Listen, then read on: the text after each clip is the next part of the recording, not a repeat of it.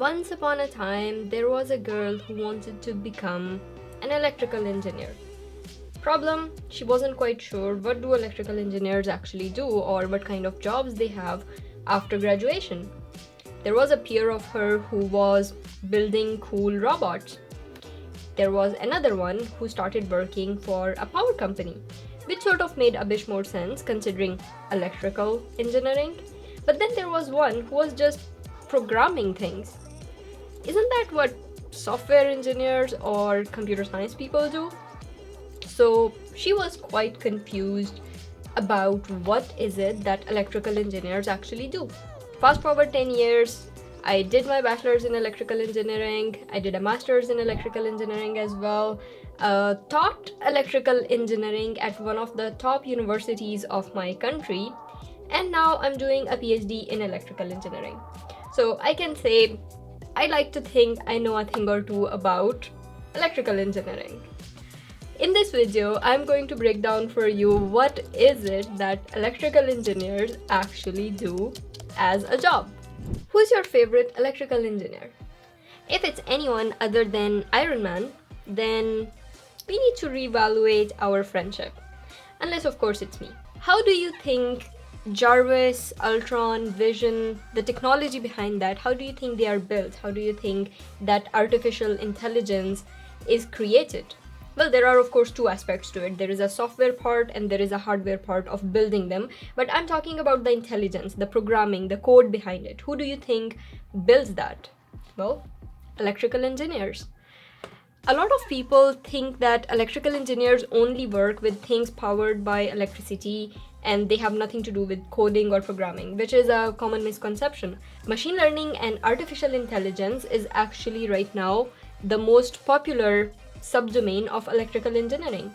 So a lot of the artificial intelligence that you see in movies or a lot of the artificial intelligence that you see behind the networks like intelligence of Vision or Jarvis or even Skynet is all powered by machine learning algorithms, and those algorithms are written mostly by electrical engineers or software engineers. So if you wanted to build your own personal Jarvis or a personal assistant, what would you need to study?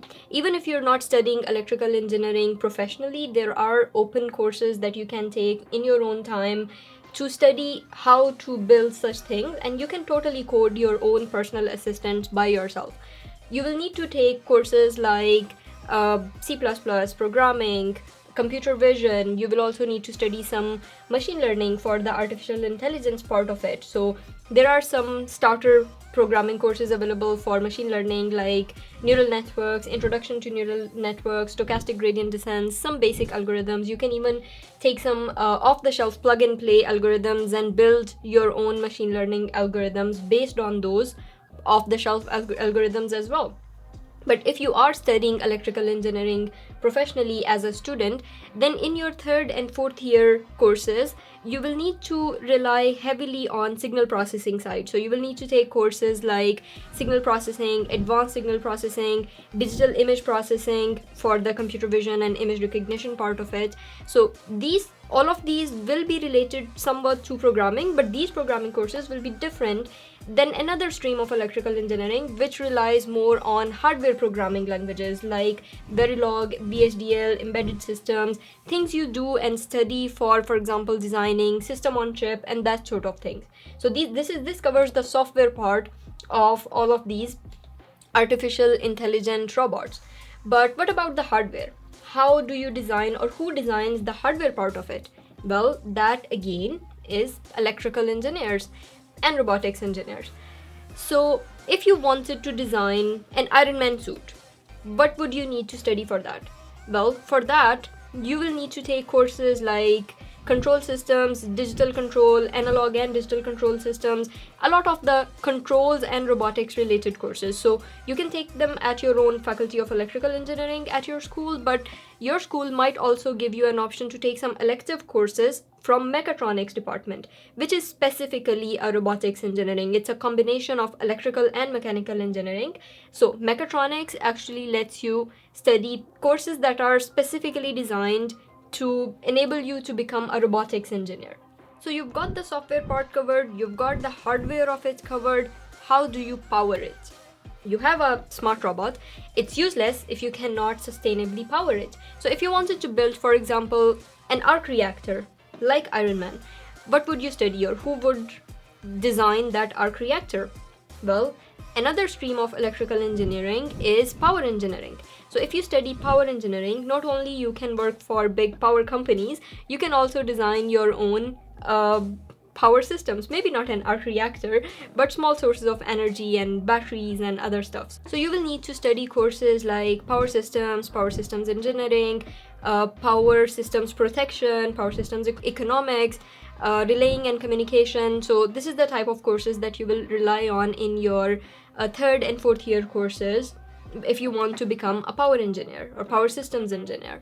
The software part, the hardware part, and powering the systems, all that is covered, but all that is still useless if you cannot communicate with the rest of the world. So for example, if you've been following the show For All Mankind, which by the way is an amazing show on Apple TV. If you haven't watched it, you really should watch it. If you like my videos, you're absolutely gonna love this show. If you have anything like my interest, it's an amazing show. Just watch it.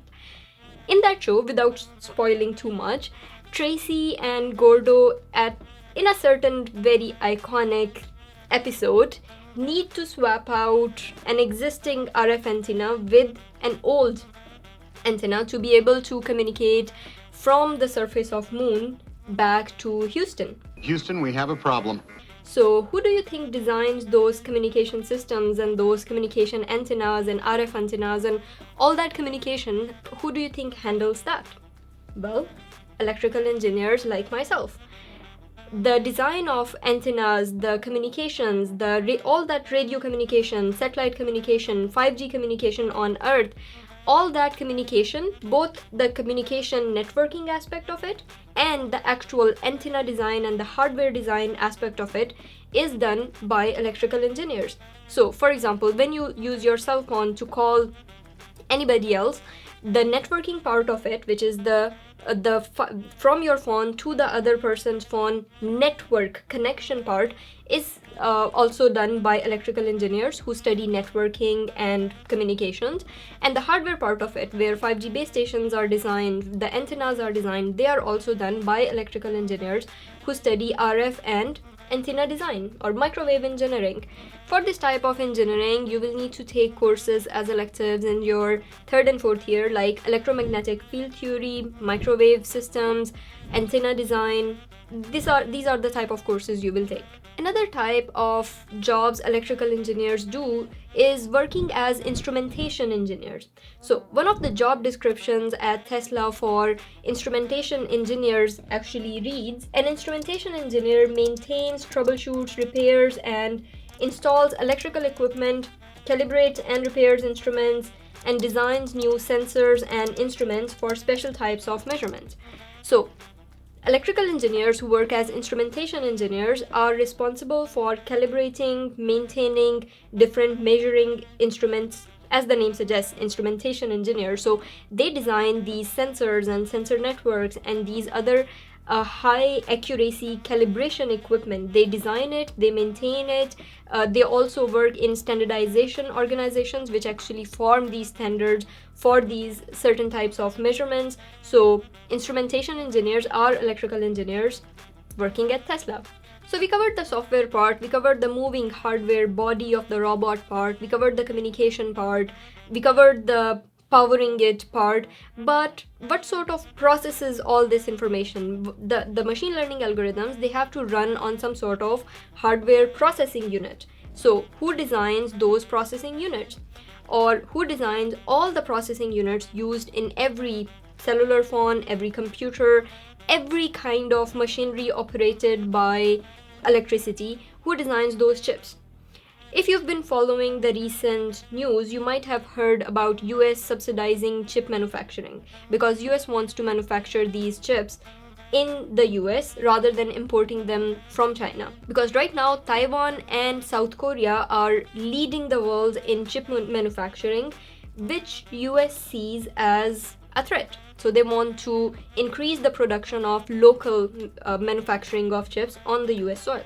Who designs those chips? Who manufactures it? electrical engineers. This type of engineering is called microelectronics engineering. And in microelectronics engineering, if you wanted to become a chip manufacturer, if you wanted to study how these chips are manufactured, you would need to study subjects like embedded systems. You would need to study some programming languages like VHDL or Verilog. Or on the smaller level, you will also study some subjects like digital logic design, circuit design. So this type of courses will make your foundation to study more advanced courses in electronics. So then you will take more and more advanced courses in microelectronics to study how these chips are manufactured and one day become a chip designer. So you see, there are a lot of jobs that electrical engineers do. It's not just working at a power company as an electrical engineer. You can work as a machine learning programmer, you can work as a telecom engineer, you can work as a robotics engineer, you can work as an instrumentation engineer at Tesla, you can work at Apple, you can work at Microsoft.